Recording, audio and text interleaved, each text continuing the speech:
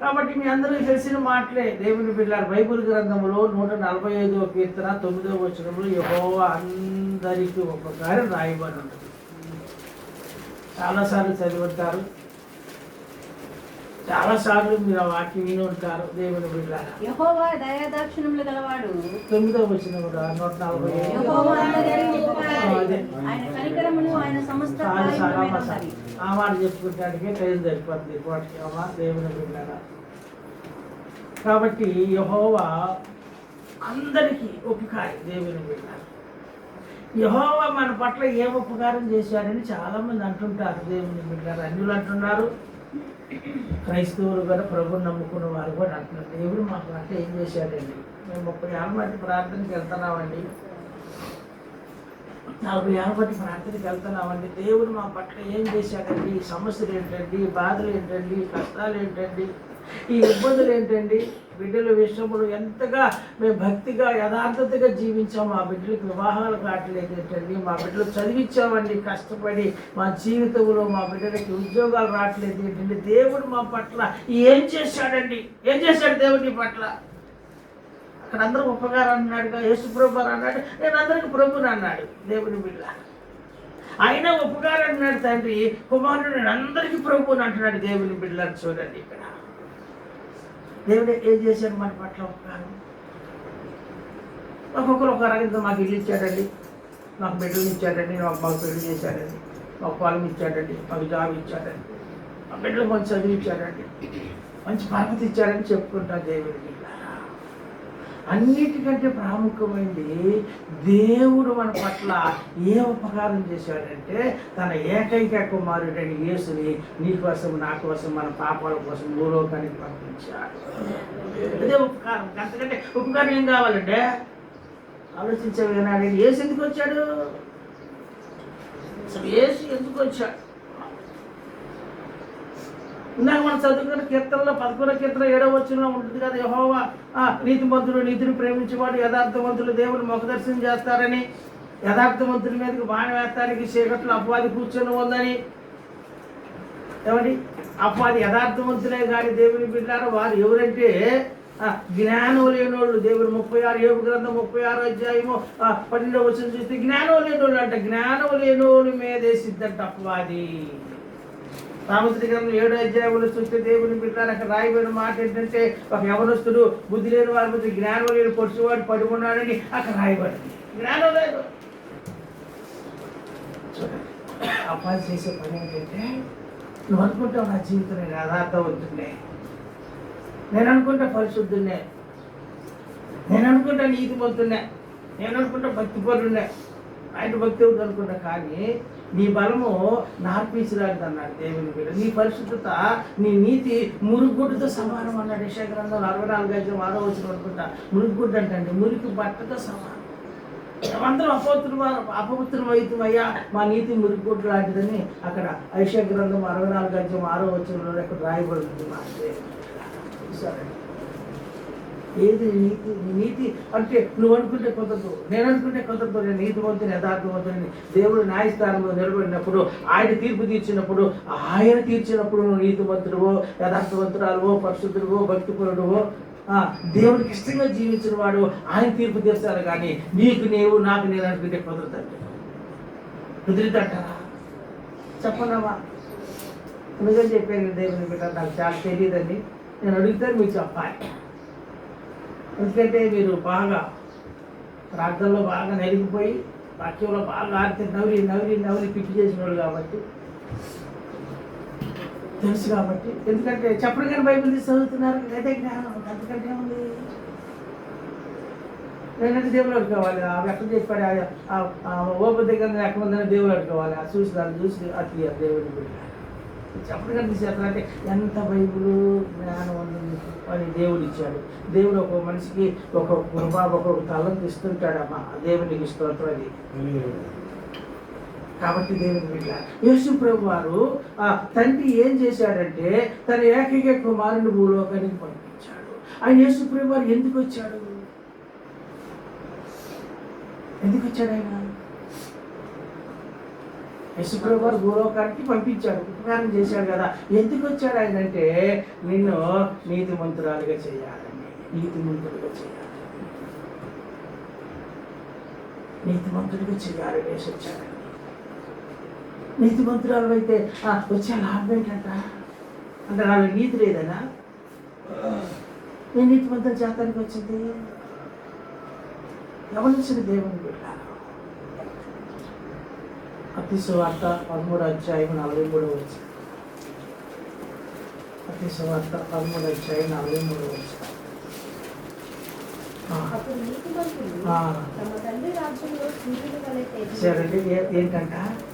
తండ్రి రాజ్యంలో ఎవరు సూర్యుని వల్ల తేజలుతారు? నీతిమంతులు. సూర్యుడు ముందు ఏ ఒక్కటి కూడా పని చేయదండి. సైంటిస్టులు కొన్ని వందల రాకెట్లను పంపిస్తున్నారు, కానీ ఇంతవరకు సూర్యమండలం దాటి వెళ్ళింది ఏదీ లేదు. సూర్యమండలం దగ్గరికి వెళ్ళగానే కొన్ని వందల కిలోమీటర్ల దూరంలో ఉన్న కానీ కరికంట మైనవుల కింద రాలిపోతుందంట. అంత శక్తిగలవంతమైంది సూర్యమండలము. 9 కోట్ల కిలోమీటర్ల దూరం అని నేను ఒక పుస్తకంలో చదివా. దేవుని బిడ్డలారా, అంత దూరంలో ఉన్న సూర్యకిరణాలు భూమి మీద పడితే పంటలు పండుతున్నాయి, మంచి ఆరోగ్యం వస్తుంది. ఆ దేవుని బిడ్డలారా, భూమిలో ఉన్న చెడంతా కూడా, భూలోకంలో చెడంతా కూడా ఆ సూర్యకిరణాలకు హరించుకుపోతుంది. దేవుడి ఆలోచన ఏంటంటే యేసుప్రభు వారు ఎందుకు వచ్చారంటే తండ్రి రాజ్యంలో నువ్వు సూర్యుడిలాగా తేజరెళ్ళాలి. ఆ తేజస్సు నీలో ఉంటే దేవుని బిడ్డ, ఆ సూర్యుని తేజస్సుకి కష్టం నీకు రాదు, బాధ నీకు రాదు, కష్టం నీకు రాదు, వ్యాధి నీకు రాదు, ఏ వ్యాధి కూడా నీకు రాదు. నీ జీవితంలో ఏ నష్ట కష్టాలు నీ గృహానికి వస్తానికి ఇది కారణం ఏంటంటే సూర్యకిరణాలు నీటిలో ఉన్నాయి కాబట్టి, నీలో ఉన్నాయి కాబట్టి. అపవాది కూడా 600 కిలోమీటర్ల దూరంలో అవలీలుగా పరిగెత్తింది ఆ సూర్యకిరణాలు నీలో ఉంటే. ఆ నీతి నువ్వు సంపాదించుకుంటే. ఇంకొక మాట అంటాడు కీర్తన గ్రంథం 92వ కీర్తన 12వ వచనంలో నీతిమంతులంట ఖర్జూర వృక్షం అలాగా మోవేస్తారంట. రాశారు, ఉందా బైబిల్లో? మీ బైబిల్ ఉందని చూడండి. నేను ఎప్పుడో చదివే కదా నా బైబిల్. నీతిమంతులు ఖర్జూర వృక్షము వలె మొవ్వవేయు. ఖర్జూర చెట్టు అంటే ఏ చెట్టులా ఉంటుంది. మొవ్వ ఏ చెట్టుకి మొవ్వ ఎక్కడ ఉంటుంది అమ్మా? చెప్పలేంటారా? కైనా దేవుని ఆ మొవ్వ తీసుకోవాలంటే ఎంత కష్టం చేశారంటే అది గమకం దొరికిద్దా? ఆ మువ్వ చెట్టు కొన్ని 100 మట్టలు ఉంటాయి, 100 మట్టలకి ముళ్ళు ఉంటాయండి. గమకం చేయబడితే ముళ్ళు గుచ్చుకునేది దేవుని బిడ్డ. ఆ మట్టలు ఎవరంటే దేవదూతలే. ఆ మువ్వు నువ్వే దేవునికి ఇస్తావు. అబ్బాయి రావాలంటే నీ దగ్గరికి ఆ మువ్వు తీసుకోవాలి. ఆ మువ్వు అంటే ఎంత ఇష్టపడతారు? ముసలాడు కూడా ఇష్టమే మువ్వు అంటే. ఎవరైనా మువ్వ, తాటి మువ్వు కానీ ఈత మువ్వు కానీ కావాలంటే ఎంత ఇష్టపడతారు. కొబ్బరి మువ్వులు అమ్ముతున్నారు విజయవాడలో, మనం చూసాను నేను. కొబ్బరి చెట్టు మువ్వలండి. పాల్కొల నుంచి వచ్చే సైకిల్ మీద కోసెక్కున్నారు దేవుని బిడ్డ. చూడండి ఎంత ఇష్టం, ఎంత టేస్ట్గా ఉంటుంది అది. నువ్వు నీతిమంతుడిగా ఉంటే నువ్వు దేవుడికి అంత ఇష్టంగా ఉంటావు. అనేక మందికి నువ్వు అంత రుచిగా ఉంటావు, అంత ఇష్టంగా ఉంటావు. నువ్వంటే నీ కొడుకు ప్రేమించడు, నువ్వంటే నీ కోడలు ప్రేమించడు, నువ్వంటే నీ అత్త ప్రేమించడు, నువ్వు బంధువులు ప్రేమించడు. కారణం ఏంటి? ఎందుకంటే కారణం రుచితనం లేదు నీలో. అనుకుంటున్నాను నా జీవితం నేను నీతిమంతుడండి, నేనేస్తుంది అనుకున్నానంటే 62 సార్లు గురికి అతను. కానీ దేవుని బిడ్డ నీతిమంతులు ఖర్జూర వృక్షంలాగా దేవుని దూతల కాపుదల కావాలి. దేవుని దూతల కాపుదల కావాలంటే నువ్వు నీతిమంతుల జాబితాలకు వెళ్ళాల్సింది. అందుకు వచ్చాడు యేసుప్రభు. అసలు నీతి అన్నది ఎన్ని కోట్లు పెట్టుకుంటూ వచ్చింది మనకి? కావున నీతి అనేది ఎన్ని కోట్లు పెట్టుకుని వచ్చింది. ఇప్పుడు కాస్ట్ బంగారం వచ్చిన 1,10,000 అంటున్నారు. జనం ఎగబడి కొనుక్కున్నారు దేవుని పెట్టారా. దానికంటే ఇల్లు తక్కువ ఉందా నీతే? మాట్లాడిన వజ్రాలు ఉంటాయి ఇంకా దేవుని పెట్టారు. రకరకాల పేర్లు చెప్తారు, మనకు రాదు. కానీ నా హిందూస్ అంతగా తెలియదు. 180 అంటుంటాడు, 5 నవ్వుతుంటాడు. దేవునికి ఇష్టపడతారు కాబట్టి చూడండి, అంటే అంతకంటే ఇల్లు లేదా నీతే బంగారం కన్నా కూడా. మరి ఎట్లా వచ్చింది అది? రమపత్రిక 3:23 వచనం చదువుకుందాం. ఏ వేదం లేదు, అందరూ పాపం చేసి దేవుడు గురించి మహిమను చదువు అమ్మా. ఏ భేదము లేదు, అందరూ పాపము చేసి దేవుడు అనుగ్రహించు మహిమను పొందలేకపోతున్నారు. పాపం చేశారు, మహిమ ఇస్తానికి ప్రభు వచ్చాడు. ఇది చదువు. కాబట్టి చేసినందున విమోచనము ఆ. ద్వారా ఉచితముగా నీతిమంతులని తీర్చబడుచున్నారు. ఏం చేస్తున్నాడు? దేవుడు ఉచితంగా నీతిమంతులు చేస్తాడు. డబ్బులతో కొనుక్కొని వచ్చేది కాదు నీతంటే. యథార్థత అంటే దేవుని బిడ్డ. నువ్వు డబ్బుతో కొనుక్కుంటూ వచ్చేది కాదండి, ఉచితంగా ఇవ్వాలి దేవుడు. నువ్వు ముందు దేవుని బిడ్డారా పాపమును విడిచిపెట్టి మహిమలో ప్రవేశించాలి. అసలు మహిమ అంటే ఏంటి? కాగా దేవుడు తన ఐశ్వర్యం చెప్పున క్రీస్తు యేసు మహిమలో 10 అవసరం తీరుస్తానన్న అంటే 10 అవసరం తీరుస్తానికి ప్రభువు మహిమ ఇచ్చాడు. దేవుని బిడ్డ పిలుపు రాసిన పత్రిక 4వ అధ్యాయం 19వ వచనంలో కాగా దేవుడు తన ఐశ్వర్యం చెప్పున క్రీస్తు యేసు మహిమలో 10 అవసరం తీరుస్తాడు. 10 అవసరం ఏది కావాలి చెప్పు? ఏది కావాలి? నువ్వు నీతిమంతురాలుగా ఉండి నువ్వు ప్రార్థన చేసి ఏది కావాలి నీకు చెప్పు. ఏది కావాలంటే ఏది కావాలి చెప్పు, ఏది కావాలి? ఇటువంటి అవసరం తీర్చడానికి ప్రభు వచ్చాడండి. అవసరాలు తీర్చడానికి వచ్చాడు. ఈనాటి కాలంలో అవసరాలు లేని వాళ్ళు, సమస్య లేని వాళ్ళు ఎవరైనా ఉన్నారా అంటే అందరూ ఆయనే. ప్రతి ఒక్క సమస్య ఏదో ఒక సమస్య. ఆరోగ్య సమస్య ఏమండి చూడండి, ఈ ఆరోగ్య సమస్య, లేకపోతే ఆస్తి సమస్య, లేకపోతే కోర్టు సమస్య, లేకపోతే ఉద్యోగ సమస్య, లేకపోతే భారాలండి, ఎన్ని సమస్యలతో బిడ్డల సమస్య చూడండి. ఇది సమస్య, ఏదో ఒక సమస్యలతో. ఈరోజు సమస్య లేని వాడు ఎవరున్నాడు అంటే అందరు సమస్యలే. ఆ సమస్యల పరిష్కారం చేస్తానికి యేసుప్రభువు వారు వచ్చారు, తను మహిమ ఇచ్చారు. మహిమే దేవుని పెట్టారు ప్రార్థన. దేవునికి ఇష్టం, ఆ మహిమే ప్రార్థన అండి. ఎంత చేస్తున్నావు ప్రార్థన? నీతిమంతులు అనుకుంటున్నావు కానీ ఎంత చేస్తున్నావు ప్రార్థన? గంటలు చేస్తున్నావు ప్రార్థన. నువ్వు అరగడ చేసినా అది ఆ ప్రార్థన దేవునికి ఇష్టంగా ఉందా? ఇష్టంగా ఉందండి. హృదయంలో ఏ లోపం లేకుండా యథార్థ ప్రవర్తన కలిగి నీతి అనుసరించు హృదయపూర్వకంగా నిజం పలుకువాడే దేవునికి నిజం చెప్పే స్థితిలో నువ్వు ఉన్నావా? ఈ మధ్య ఉదయకాల సమయంలో ప్రభు ఎంతగా ప్రేమించాను ఆ బిడ్డలని, ఎంతగా ఆశీర్వదించాను నా బిడ్డలని. వారి నీతి మొదలు చేద్దామని వచ్చి నా కొరకు నా రక్తం అంతా వారి కోసం నేను దారిపోస్తే వారు నాకు విశ్వాసఘాతుకులు అయిపోయారు. దేవునికి విశ్వాసం లేని ఘాతుకులు అయిపోయి దేవుడిని ఏడ్పించేవారు కాబట్టి రాము కానీ దేవుడి వాటి ఇలాంటి కాలంలో అలా ఉన్నాము. నీతి మంత్రాలు అనుకుంటున్నావు, అసలు నిజం చెబుతున్నావు దేవుడికి?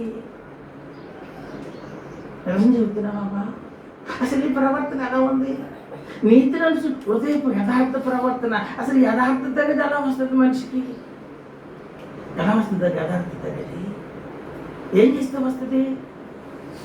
యథార్థవంతుడంట దేవుడంట త్రాసులు చూస్తానంట. చూస్తేనే యథార్థత. దేవుడు ఒక దినాన నిన్ను నన్ను ఒక త్రాసులో పెట్టి చూసే దినం ఒకటి ఉంది. ఆ త్రాసులో తేలిపోతే నరకంలో పడి పళ్ళు గురుగుతూ వ్యాధులు పడే దినం ఒకటి ఉంది. దేవుని బిడ్డ చదువు 31వ అధ్యాయం యోబు గ్రంథం 6వ వచనంలో ఉంది మాట.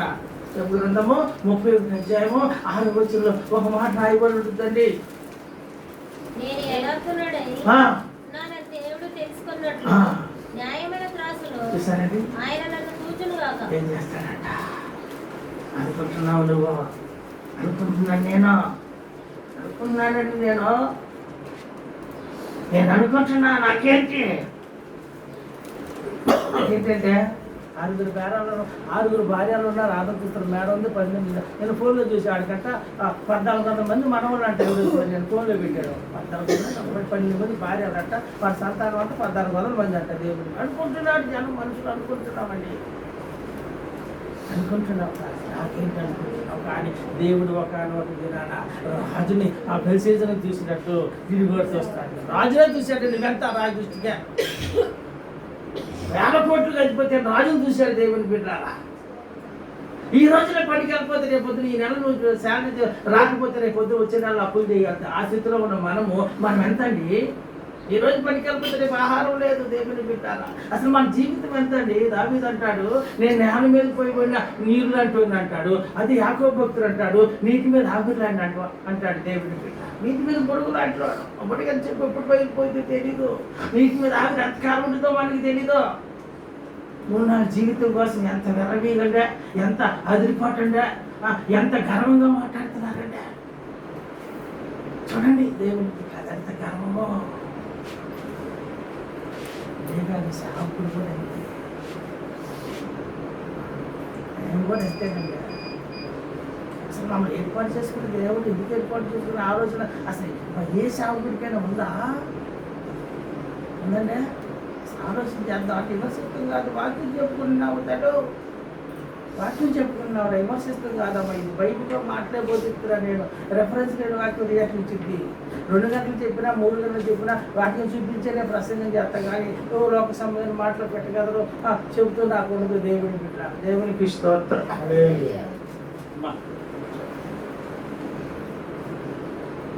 ఎవరిచ్చిన నీతి మందులు చేస్తానికి వచ్చాడు, నీ అవసరాలు తీరుతానికి వచ్చాడు. దేవుని నీతిమంతుల కోసం వచ్చాడు, నీ అవసరాలు తీరుతానికి వచ్చాడు. దేవునికి స్తోత్రం.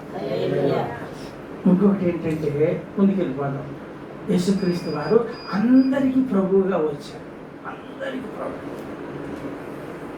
రకం కాదండి. అంతా బైబిల్ ఈ మాట అపోస్తల కార్యాలు 10వ అధ్యాయం 34వ వచనం రాయబడి దేవుడు కాడండి. నిజంగా భయపడి నడుచుకున్న వారిని ఆయన అంగీకరించు. యేసుక్రీస్తు అందరికీ ప్రభు. ఆయన ద్వారా దేవుడు సమాధానకరమైన సువార్తను ప్రకటించి ఇశ్రాయేలుకు పంపిన అందరికి ప్రభువుగా వచ్చాడు యేసుక్రీస్తు. రెండోది సువార్త, సమాధానకరమైన సువార్త ప్రకటిస్తానికి వచ్చాడు. శుక్రవారం ఎందుకు వచ్చాడంటే నీతిమంతుడికి వచ్చాడు, నీ అవసరాలు తీర్చడానికి వచ్చాడు. అమ్మా ముందు చూస్తే నీకు ప్రభుగా ఉండడానికి వచ్చాడు. దేవుని బిడ్డ అంటాడు 45వ కీర్తన 11వ వచనంలో అంటాడు, నీ రాజు నీ ప్రభు నీ సౌందర్యం కోరలేదు. అయితే నమస్కారం అంటే సౌందర్యం అంటే వెనకాల వస్త్రాలు ధరించుకొని వెనకాల ఆభరణాలు ధరించుకొని పరిశుద్ధంగా జీవించి ఎంతో చక్కగా ఉండాలి అని దేవుని యొక్క ఆశ. నీ సౌందర్యం అండి, నీ అందం, నీ ఆస్తి. దేవుని బిడ్డ చింపురు బట్టలు వేసుకొని చింపురు జుట్టు వేసుకొని చిరిగిపోయిన బట్టలు వేసుకొని ఏమండి మాసిపోయిన బట్టలు వేసుకొని దేవుని బతుకులేసుకుని బట్టలు వేసుకొని మరిగా దేవుడిని పిలిచిందే. వెనకాల వస్త్రాలు, విలువైన వస్త్రాలంటే విలువైన వస్త్రాలు. దేవుని బిడ్డ యవనస్తుల్లో శ్రేష్ఠుడు పరిశుద్ధ అలంకారంతో ధరించుకొని ఆ హృదయ గర్భంలో ఉద్భవిస్తారని 110వ కీర్తన 3వ వచనం చెప్పినట్టు పరిశుద్ధ అలంకారం, పరిశుద్ధమైన అలంకారాలు ధరింపజేయాలని నేను సౌందర్యవంతురాలుగా చూడాలి, నేను భాగ్యవంతురాలుగా చూడాలని, నేను బలవంతురాలుగా చూడాలని, అపవాది శక్తులను తరిమి కొట్టే వ్యక్తిగా బలవంతురాలుగా చూడాలని ప్రభు నీ కోసం వస్తే నువ్వు ఆ బలాన్ని పొందలేక దేవుని బిడ్డలారా ఆ బలాన్ని పొందలేకపోతున్నావండి. ఆ బలం ఎక్కడుంది? అసలు బలం ఎక్కడుంది? యేసుప్రభులో ఈ వాక్యమే శరీర దేవుని బిడ్డ చెప్పాడు. ఏం చెప్పాడు ఆయన? హెబ్రీ పత్రికలో దేవుని బిడ్డ ఎందుకనగా దేవుని వాక్యం సజీవమైంది, బలం కలిగింది. హబక్కూ గ్రంథం 3వ అధ్యాయం 4వ వచనంలో బలం చేతుల్లో ఉందని రాశాడు. దేవుని బలం చేతుల్లో ఉందంటండి. 771 పేజీలో హబక్కూ గ్రంథం అంటే 771 పేజీలో 3వ అధ్యాయం 4వ వచనాలు చూస్తే చేతుల్లో బలం ఉందంటండి. యేసుప్రభువు వారి చేతుల్లో ఆయన పాదాలను పట్టుకుంటే ఆయన 2 చేతులతో మన భుజాలు పట్టుకుని పైకి లేపినప్పుడు బలం వస్తుంది. ఆయన సన్నిధిలో మోకరించి ప్రార్థన చేస్తే నీ ప్రార్థన ఆలకించి, నువ్వు విన్నపం ఆలకించి, నువ్వు పడే బాధలు చూసి, నువ్వు కాచే కన్నీళ్ళు చూసి హృదయం వేదన చెంది హృదయం బ్రతలైపోయి హృదయంలో ఎంతో ఎంతో వేదన పడమ్మా ఏడబాకరదండి. ఏడబాకుతారు 2 చేతులతో పైకి లేపే దేవుడు మన దేవుడు. దేవునికి స్తోత్రం. అలాంటి దేవుడు నీ కోసం వచ్చాడండి. అలాంటి దేవుడు నువ్వేం చేస్తున్నా? ఎక్కడ దాచిపెట్టుకుంటున్నా? ఎక్కడ దాచిపెడుతున్నా? వేసినాయి ఎక్కడ దాచిపెడుతున్నావమ్మా? వేరే వాళ్ళనా? వేరే వాళ్ళు దాచిపెడుతున్నావా? కబోర్డులు వచ్చినాయి, కబోర్డులో బిడ్డ దుప్పటి అడ్డం పెడుతున్నావా? ఏమా నమ్మకైనా మంచాలు వచ్చింది, ఇంకా పొరుపులు కింద పెట్టి దాని మీద పొరుపు పెడుతున్నావా? ఎక్కడ దాచిపెడుతున్నా ప్రభుని? అసలు ప్రభు కోరుకున్నదేంటి? ఎక్కడ ఉండాలనుకున్నాడు ఆయన? హృదయం ఎక్కడుంది మరి? అసలు నీ హృదయంలో సంతోషం ఉందా అంటాడు. విలాపవాక్యాలు 5వ అధ్యాయం 15వ వచనం అంటాడు, అసలు హృదయంలో సంతోషం లేదంట, హృదయంలో సంతోషం లేదన్నాడు. విలాపవాక్యాలు 5:15 ఉంది మాట. అవునా? ఉందా? అదిగో నాన్నగారితో చేసేసి బ్రదరే నాకు తెలిసిన దేవునికి ఇష్టం. అంటే అమ్మ నాన్న అంటాం అలవాటు అయిపోయింది కాబట్టి గబక్కలు వచ్చేసి దేవుని నేను అక్క అంటాను, నేను దేవుని బిడ్డ అయ్యారు ముక్క అంటాను దేవుని అంటే అలవాటు అట్ట అయిపోయింది. చిన్నవాళ్ళంటే పెద్దవాళ్ళండి దేవునికి ఇష్టం, చిన్నవాళ్ళంటే పెద్ద నాన్నగారు అంట దేవుడు అంటే అట్ట అలవాటు అయింది అన్నమాట. ఓతపదం లాగా దేవుని బిడ్డ. తర్వాత తేరుకొని అట్ట అనకూడదు దేవునికి ఇష్టం. హృదయం ఏం లేదంట, ఏమైపోయింది హృదయం? హృదయం సంతోషం ఎక్కడికి వెళ్ళిపోయింది? ఎసై నీ హృదయం కావాలి అని నీ హృదయంలో ఏసై ఉన్నాడా? వచ్చిందందుకు అందుకేగా. హృదయం మోసకరమైంది, ఘోరమైన వ్యాధికి అందరికి ఎంపిక కలిగిన వాడు ఎవడన్నాడు దేవుని బిడ్డ. ఇంకొక మాట చూడండి, హృదయంలో సంతోషం రాకపోయేపాటికి అసలు మానవుడికి వచ్చిన నష్టాలు చూడండి, బాధలు చూడండి, వేదనలు చూడండి, ఎంత అరుస్తున్నాడో, ఎంత రోదం చేస్తున్నాడో బైబిల్లో రాయబడి ఉందని. ఇర్మియా గ్రంథం 32:12 అవుతుందో ఏముందో చూద్దాం అక్కడ. 32:12 అప్పుడు నా తండ్రి ఆ. నువ్వు తోడబుట్టిన వాని కుమారుడై దేవునికి ఇస్తాను. తప్పు చెప్పానా? 32 ఇర్మియా గ్రంథం 32 తప్పు చెప్పానా? దేవునికి ఇస్తాను. తప్పు చెప్తుంటా దేవుని లేకుండా మాట రాలేదు కదా.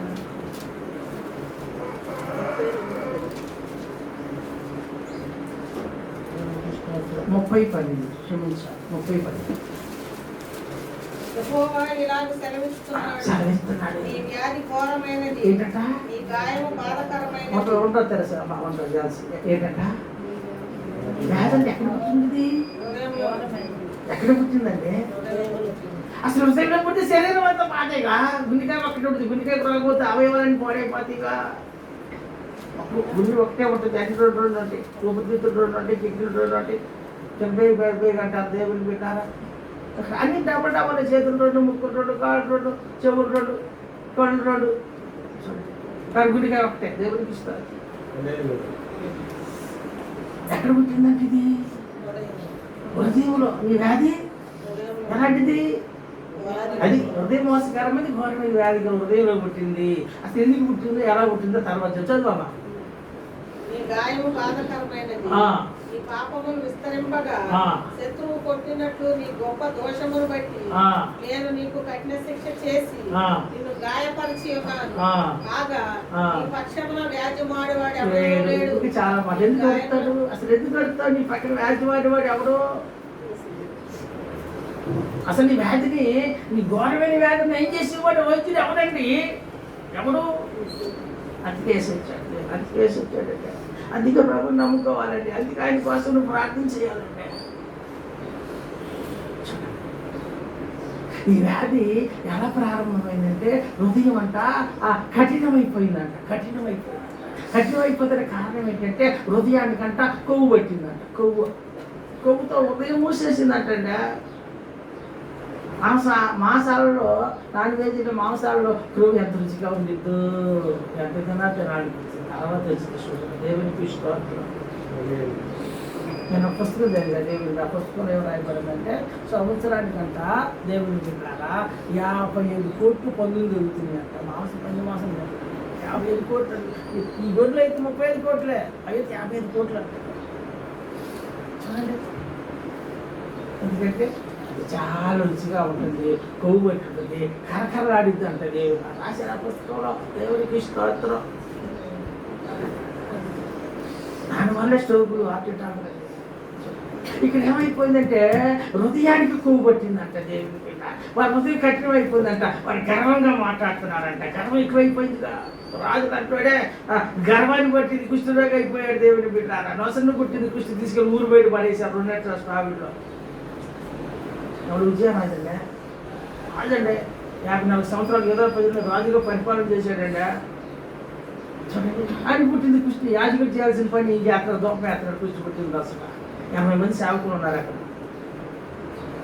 దినవృత్తాంతర గ్రంథం 26వ అధ్యాయం 16వ వచనం ఎక్కడ మాట్లాడబడ్డాడు. చూడండి, దేవుని బిడ్డరా, ఇక్కడ హృదయానికి కొవ్వు పట్టింది. హృదయాన్ని పోగొట్టింది కాబట్టి హృదయము కఠినమైపోయింది. దానివల్ల వ్యాధి ప్రారంభమైంది. ఆ వ్యాధిని, ఆ క్రొవ్వుని కరిగిస్తానికి, ఆ క్రొవ్వు కరగాలంటే వేడి కావాలి, సగ చూపించాలి కదా. దేవుని వాక్యం అగ్ని లాంటిది కదా. ఆ వాక్యం హృదయంలో ఉంటే ఆ కొవ్వు కలిగింది. వాక్యం హృదయంలో లేకపోతే 119 కీర్తన 11 వచ్చిన ఏం చెప్పాడంటే, దావీదు నీ ఎదుట నేను పాపం చేయకున్నట్లు నీ వాక్యం నా హృదయంలో దాచుకున్నాను అన్నాడు. ఇంకొక మాట ఏం చెప్పాను 4వ కీర్తనలో, ఆ నీతికి ఆధారము దేవా నేను మొదలుపెట్టినప్పుడు నాకు ఉత్తరమేమో ఇరుకుల విశాలత కలుగజేసిన వాడు నీవే, నన్ను మందించి నా ప్రార్థన ఆలకించాడు. నీ ప్రార్థనకి జవాబు రాట్లా. నువ్వు ఇరుకులో శ్రమలో మొదలుపెడుతున్నావు, నీ మొర ఆలకిస్తలేదు. ఎందుకంటే నువ్వు నీతిని ఆధారం చేసుకోవాలా. లోకాల్లో పాపాన్ని ఆధారం చేసుకొని హృదయం కొవ్వుతో నిండిపోయింది కాబట్టి 10వ కీర్తన 10వ వచనం చదువు. ఇప్పుడు హృదయం కొవ్వుతో నిండి చదివేది అక్కడ భాష. 10వ కీర్తన 10వ వచనం. వారు తమ హృదయమును చాలు వారి నోరు గర్వంగా మాట్లాడింది. ఇంకా అసలు ఆ 2 మొక్కల గురించి చెప్తేనే గంట పట్టింది. దేవునికి స్తోత్రం. అసలు గర్వం అంటే ఏంటో, గర్వం వల్ల వచ్చే నష్టం ఏంటో, కఠినపరుచుకుంది ఎవరు, కఠిన వల్ల వచ్చే నష్టం ఏంటో చెప్తే ఆ టైం, అది ఇప్పటికే టైం అయిపోయింది. దేవునికి స్తోత్రం. వారు అన్న మాట దగ్గర పుట్టుపోతులు ఒక మాట కింద రాయబడింది, ఒక కింద అది కావాల్సిన మాట. హృదయం అంట కురువుతో నిండిపోయిందంట. హృదయానికి ఊపిరాడతలేదండి, గుండెకి ఊపిరాడతలేదండి, రక్తం సపరేషన్ చక్కగా లేదండి, రక్తం దానికి సరైన సమయంలో రక్తం అందించలేకపోతుందండి. దానివల్ల అటాకులు వస్తున్నాయి. చూసారు, గమనించండి. హృదయాన్ని నీ హృదయంలో ప్రభు అంటానికమ్మా, ఒకసారి నీ హృదయం తెలుపమ్మా, నీకు వస్తానమ్మా అని హృదయం తలుపు దగ్గర నిలబడి దేవుడు దినదినము తలుపు దాడుతున్నాడంట. నీవేమో కఠినపరుచుకొని బండ హృదయంగా మారిపోయి దేవుని మాట విలువ లేకుండా, దేవుని వాక్యానికి విలువ లేకుండా ప్రార్థన పక్కన పెట్టి పాపం కోసం పరిగెత్తి, లోకాసుల కోసం పరిగెత్తి, లేనిపోయిన వాటి కోసం పరిగెత్తి వాటిలోని జీవితాన్ని సంతోషపరుచుకుంటున్నావు. కానీ దేవుడి సన్నిధికి వెళ్దామే, ప్రార్థన చేద్దామే, దేవుడికి ఇష్టంగా ఉందామే, పరిశుద్ధంగా ఉందామే, ప్రభు ఆశీర్వాదం పొందుదామే. ప్రభు ఆశీర్వాదం మనకు వస్తే ఆ మోపు ఉన్నట్టు దేవదూతలు మనకు కావుదలుగా ఉంటాయి. అసలు దేవదూతల శక్తి ఎంత అనుకున్నారు? ఎంత అనుకున్నారు దేవత శక్తి? చక్కగా చెప్పారు. యెషయా గ్రంథం 36వ అధ్యాయం 37వ అధ్యాయం 36వ వచనంలో అక్కడ ఉంది మాట. 185,000 మంది అశూరు సైన్యాన్ని అతగార్చింది ఒక దేవదూత వచ్చి. చక్కని మాట్లాడి ఒక్క దేవదూతకే అంత శక్తి ఉంటే 100 దేవదూతలు మట్టలు చుట్టుకొని ఎంత శక్తి ఉండాలి? కాబట్టమ్మా ఇప్పుడు ఈ హృదయంలో కొవ్వు కలగాలంటే దేవుడి వాక్యము మంట పుట్టించింది కాబట్టి, అగ్ని కాబట్టి, ఆ మార్గం అమ్మాయి ప్రాంతానికి వెళుతుండగా యేసుప్రభువు వారు మాట్లాడుతున్నప్పుడు అట్టారాళ్ళు ఆయన మాట్లాడుతున్నప్పుడు నా హృదయం మంటలేదా? ఏం చేయలేదంటండి, మండిందమని హృదయం ఎప్పుడైనా ఈరోజు వాక్యం నా కోసం చెప్పాడని వేదన కలిగిందా? ఎప్పుడైనా ఇంటికెళ్ళి అయ్యో ఈరోజు నువ్వు నా కోసం మాట్లాడావయ్యా, నా స్థితిని బయటపరిచావయ్యా, నాకున్న సమస్యను బయటపరిచావయ్యా, నాలో ఉన్న అజ్ఞానతను బయటపరిచావయ్యా, నాలో ఉన్న కఠిన హృదయాన్ని నీ వాక్యమైన స్థితితో బ్రతలుకొచ్చావు ప్రభు అని ఏనాని ఆలోచన చేశావా? అయినా నా కోసం చెప్పాడా? ఎవరు చెప్తుంటారు ఆయనకి? ఎవరి కోసం చెప్పాడంట? ఇందాక బాబు ప్రార్థన చేశాడు. బాబు ప్రార్థన చేయమని చేసేది నువ్వే, మాట్లాడమనేది నువ్వే, మాట్లాడితే నీకు అంత కోపమా? దేవునికి స్తోత్రం. ప్రార్థనగా దేవుడితో మాట్లాడట, వాక్యం అనగా ప్రభు నీతో మాట్లాడుతున్నాడు. ప్రభు మాట్లాడుతున్నాడండి. చదువు లేనివన్నీ, జ్ఞానం లేనివన్నీ, ఎన్నిక లేనివన్నీ ప్రజలు తునీకరిస్తే ఏమండి, స్వజనులు బంధువులు తాగుతానికి నీళ్ళు లేకపోతే కుర్తి నీళ్ళు తాగేది, కుర్తి నీళ్ళు తాగేది.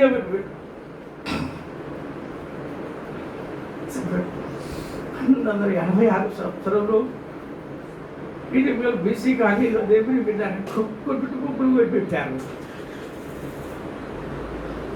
మట్టి పండుగ వ్యర్థం పడి ఏడ్చిపోయింది, వీళ్ళు కాలిపోయింది. గుడిసెల్లో ఇతర బిందులు రాగి బిందులు ఎక్కడ పెడతాం, దొంగలు తిరుపతి మట్టి పండుగ పెట్టి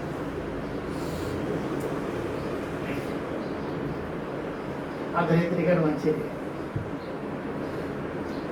కొబ్బు దగ్గరికి కొబ్బరా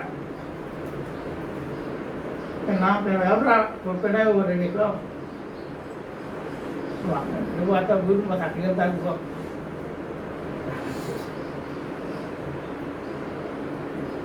అట్లా తక్కువ చెట్లోకి వచ్చింది.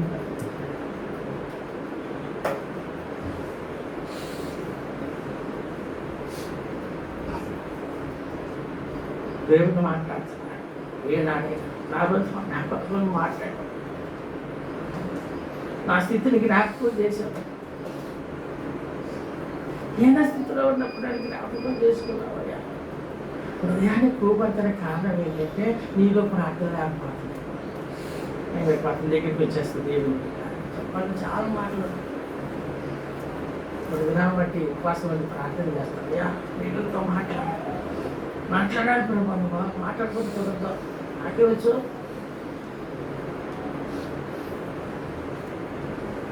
ఉపవాసం ప్రార్థన చేశాడని గుర్తు ఏంటంటే మనకి పశ్చాత్తాపమే గుర్తు. ఏ సేవకుడు వచ్చిన కన్నీరు కాల్చాడంటే ప్రార్థన చేసుకుని వచ్చాడు గుర్తు పెట్టుకోవాలి. ఒకరు ప్రార్థన చేసి స్టేజ్ మీద డ్యాన్స్ ఆడుతుంది కాదు. దేవుడు చూసుకోవాలి. మన పేటనాన్న గారైనా గొప్ప సత్తయ్యారైనా ఆ చివరిలో అయినా కన్నీరు కార్చకుండా అసలు ముగిస్తున్నాయి. మన అబ్రహం గారైనా దేవుని బిడ్డారు, ఆయన కూడా ఏం చేయాలి. సేవకులు చాలా మంది ఎవరైనా చివరిలో ప్రసంగం ముగించేప్పుడు ఒక బొట్టైనా కన్నీరు కార్చాలి. దేవునికి స్తోత్రం. అది ప్రసంగం, అది ప్రార్థన జీవితానికి మొదలు. దేవునికి స్తోత్రం. భక్తి పొందడం కాదండి. నా జీవితంలోనే చాలా మోసగాని దేవుని బిడ్డారా, చాలా మోసగాని. అనేక రకాలుగా నేను వ్యాపారంలో మోసం చేసిన దేవుని బిడ్డ. వేరుశనగ నూనెలో ఆనందం కలిపే నూనె, నేను మామూలు కాదు దేవుని బిడ్డ. ఎలక్ట్రిసిటీ దగ్గర మనకు నూనె పోసినప్పుడు తిరగమాత వేసినప్పుడు పొగొచ్చింది. పొగొచ్చి దాన్ని ఆనందం కలిసింది అని గుర్తుపెట్టుకోవాలి. దేవునికి ఇష్టం. ఆ టెంట్ వల్ల నాకు అదిపోతే క్లీన్ అయిపోయి ఫ్రీ అయిపోతుందని అట్లా అలవాటు చేసేసారు దేవుని బిడ్డలు. అబ్బా సాయంకాలం దగ్గర నూనె పోసుకుంటే అబ్బాయి తెలంగాణ చెంచుకుని ఎగెత్తివేనా ఏం చేస్తాడు కానీ చూడండి దేవుని బిడ్డ అలా దేవుని బిడ్డ. కాబట్టి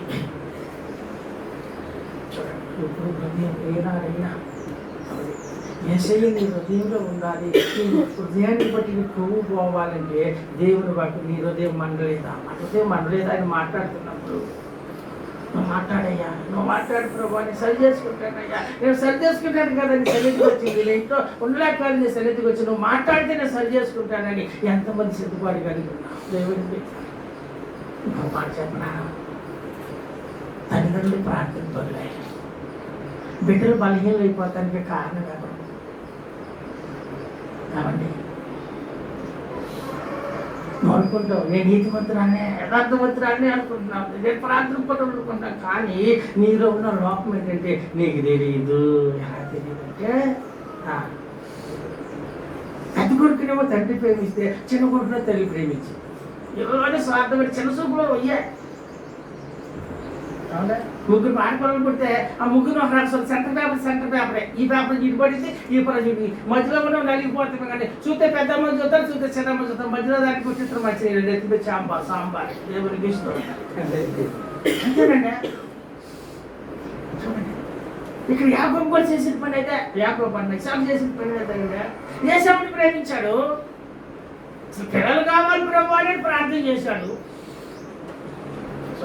ఆ ప్రార్థనకి పునాది అబ్రహాము దేవుడు. ఆయన పుడతానికి, ఆయన వివాహం జరుగుతానికి అబ్రహాము 65 సంవత్సరాలు ప్రార్థన చేశాడు. 75 సంవత్సరాల ప్రాయంలో అబ్రహాముని కాకెత్తే 100 సంవత్సరాలు కుమారుడు పుడితే 10 సంవత్సరాలు ప్రార్థన చేశాడు బిడ్డ కోసం. కుమారుడు పుట్టినాక వివాహం చేయాలని 40 సంవత్సరాలు ప్రార్థన చేశాడు. 10 సంవత్సరాలు ప్రార్థన చేశాడు. 40 సంవత్సరాలు ప్రార్థన చేశాడు. దేవుని పిల్లారా 40 + 20 65 సంవత్సరాలు ఇస్సాకు వివాహం చేసుకుంది. 40 సంవత్సరాలకి పిల్లలు పుట్టింది 60 సంవత్సరాలకి. దేవునికి ఇష్టం. అది కానీ 25 అధ్యాయానికి మాత్రం బిడ్డలు కావాలని ప్రార్థన చేశాడు.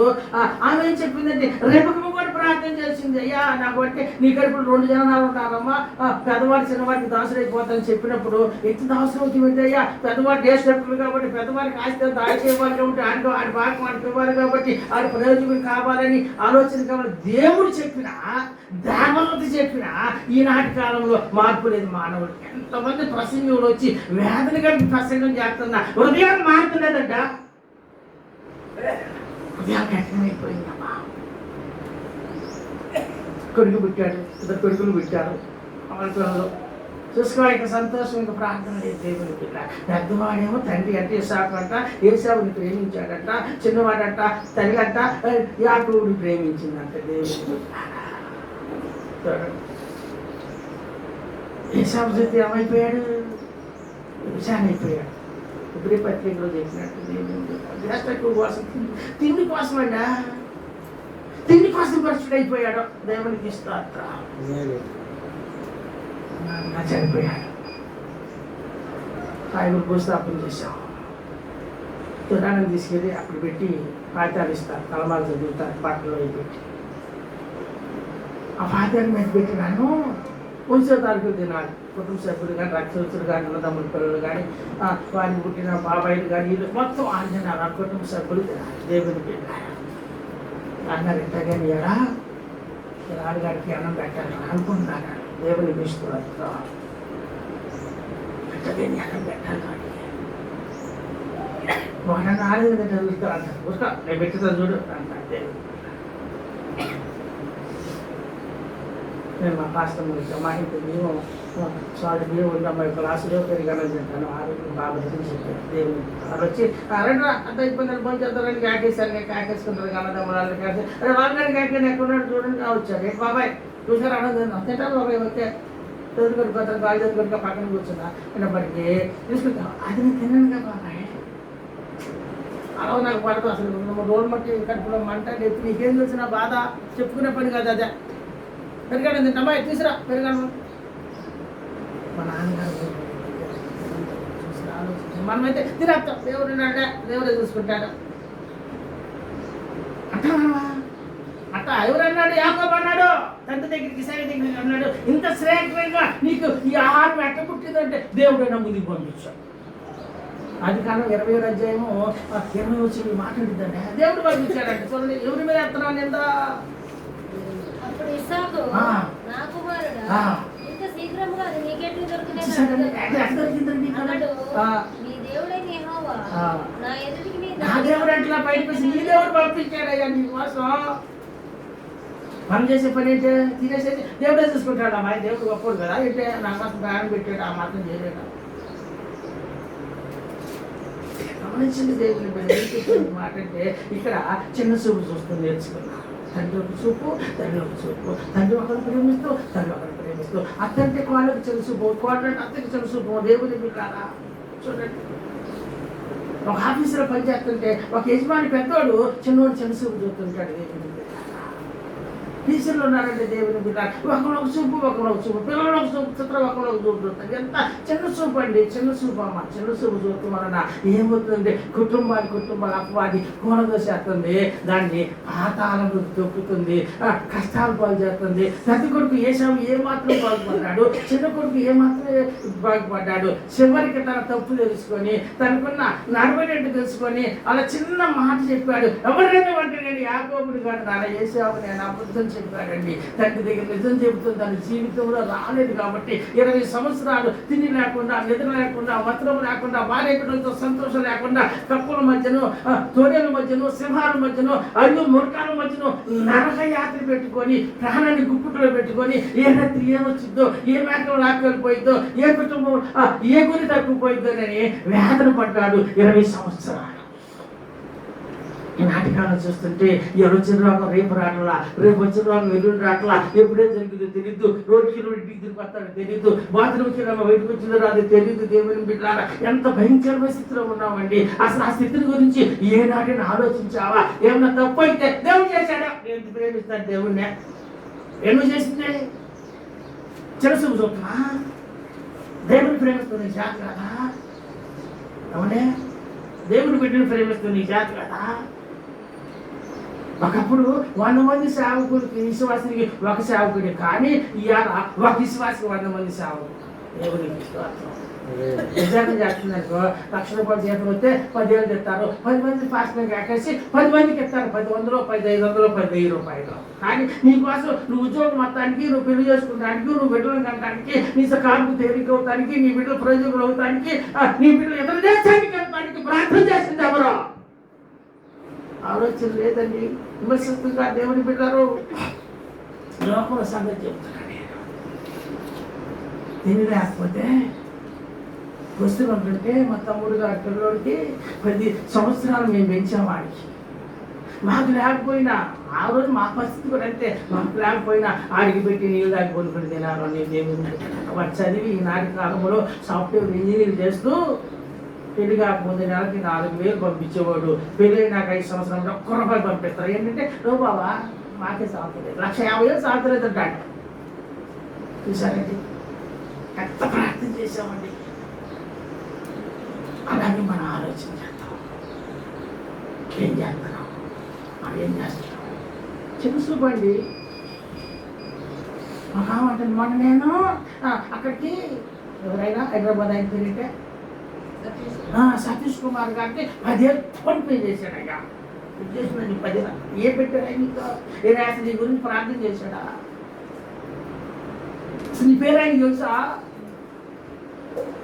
ఆరాత్ర సుఖభోగాలు చదువుకొని ఏమండి లోకం ఆశలు వదులుకొని పాప జీవితాన్ని పక్కన పెట్టి, సుఖ సంతోషాలు పక్కన పెట్టి, విందులు విలాసాలు మానుకొని దివారాత్ర జాగారంతో కన్నీరు గడుచుకుంటూ ఉపవాసం ఉంటూ ప్రార్థన చేసే దైవ సేవకుడేమో అక్కడ ఉండాలంట. ఆయనకే 100 అంట, ఇంకే 10,000 అంట. దేవునికి ఇష్టం. ఎవడాడు?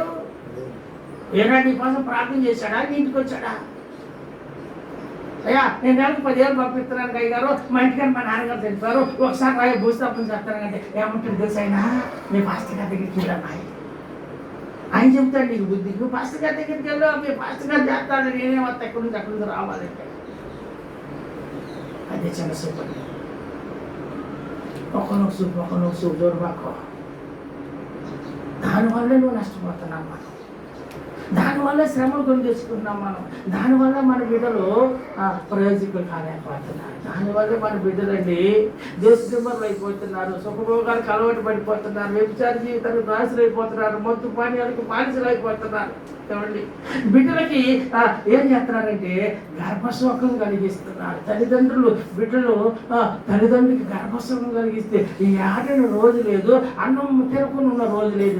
రోజు ఏడుతూ అన్నం మానేస్తున్నాగా బిడ్డల విషయం తల్లిదండ్రులు నాటకాలు ఎంత పెంచాను అయ్యింది నేను, ఎంతగా పెంచాను అయ్యింది నేను, నా చేతుల్లో పెంచాను. నేను తినకుండా వాడికి పెంచితే వాడు ఇట్టయిపోయాడేంట్రా ఎంతగా ఎవరిని ప్రేమించాలి? ఎవరిని ప్రేమించాలరా? ఎవరిని ప్రేమించాలన్నా? కానీ దేవుని ప్రేమిస్తున్నావా? దేవుని ప్రేమిస్తున్నావా? నీతిమంతులే దేవుడిని ప్రేమిస్తాడు. 15వ అధ్యాయం సామెతల గ్రంథం 8-9 వచనాల్లో రాయబడి మాట.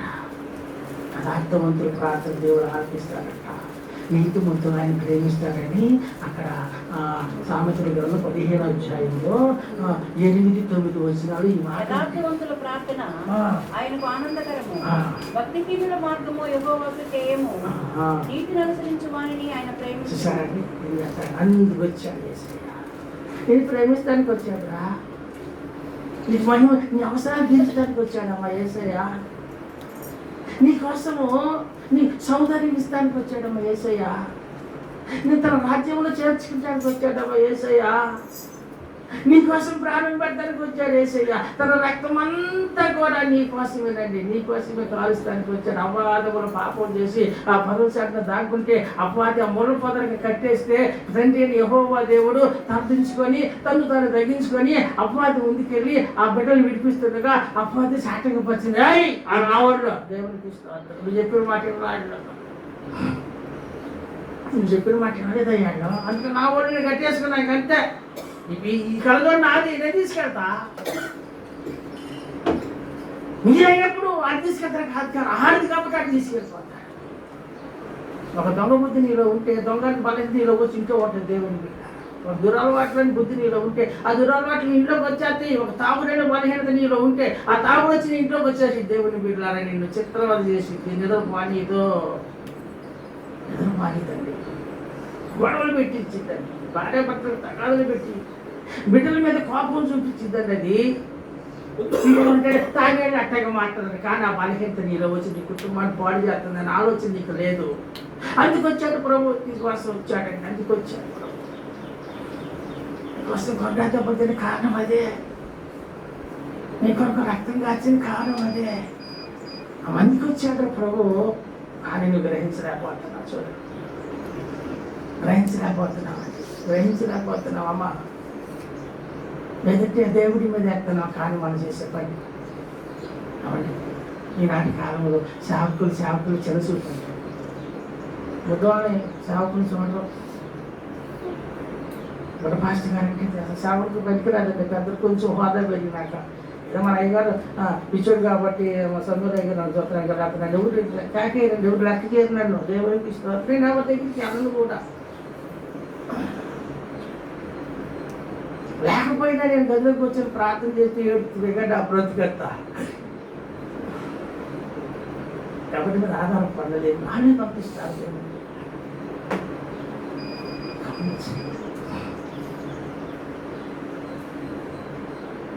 నా జీవితంలో దేవుని మీద ఆధారపడుతుంది. అలాంటి దేవుడు నాకు దొరికినందుకు నేను ఎంతో సంతోషిస్తున్నానండి. అలాంటి దేవుడిని మీరు నమ్ముకున్నది మీరు ఎంతో సంతోషించాలండి. మీ కుటుంబాల్లో సమస్యలు ఉండకూడదండి, బాధలు ఉండకూడదండి, కష్టాలు రాకూడదండి. మీ కుటుంబాల్లో దుర్వార్తలు వినపడకూడదండి. ఎవరికి హాని కలగకుండా ఉండాలండి. నీ జీవితంలో నువ్వు ప్రార్థన చేయి. నీతిమంతుల జాబితాలు చేయదు. అందుకే నువ్వు వచ్చావయ్యా, నా నీతిమంతుడికి చేయయ్యా, నన్ను యథార్థవంతురాలకు చేయయ్యా, నన్ను పరిశుద్ధురాలకు చేయయ్యా. నేను భక్తిపరుడు ఎలా భక్తిపరుడు అయ్యాడు? నీతిమంతుడు అయ్యాడు. తర్వాత పరిశుద్ధ జీవితాన్ని సంపాదించాడు. నీతిమంతుల జాబితాలకు వెళ్ళి పరిశుద్ధత కోసం ప్రార్థన చేయి. ఆ పరిశుద్ధ దేవుడు నీకు ఇచ్చినప్పుడు ఉదయశుద్ధి గల వారి ధనులు వారి దేవుడు చూస్తారు. దేవుడు ముఖదర్శనం చూస్తారు. యథార్థవంతుడు దేవుడు ముఖదర్శనం చేస్తాడు. 11వ కీర్తన 7వ వచనం చెప్పినట్టు నీతిమంతుడుగా యథార్థవంతుడికి యథార్థవంతుడు దేవుడు తన త్రాచులకు తీసినప్పుడు నిత్యము దేవుడు ముఖదర్శనం చూస్తూ దేవుడి వైపే ఆడుకొని నీ జీవితాన్ని ముందుకు సాగిస్తావు. అలాంటి కృప, అలాంటి ధన్యత, అలాంటి ఆశీర్వాదం ఈ గ్రామానికి, సంఘానికి, సేవకుడికి అందరికీ సమృద్ధిగా దేవుడు సహాయం చేయను గాక. ఆమెను వందనాలు చెప్పాలంటే 2-3 గంటలైనా చెప్పగలను కానీ ఎక్కువ తిన్నా ఎక్కసిన బాగోదు కాబట్టి తర్వాత ఇక కొంచెం తిన్నా రేపు మరొకరు ఎక్కువ తిందాం. ఈసారి దేవుడి మాట దీవించే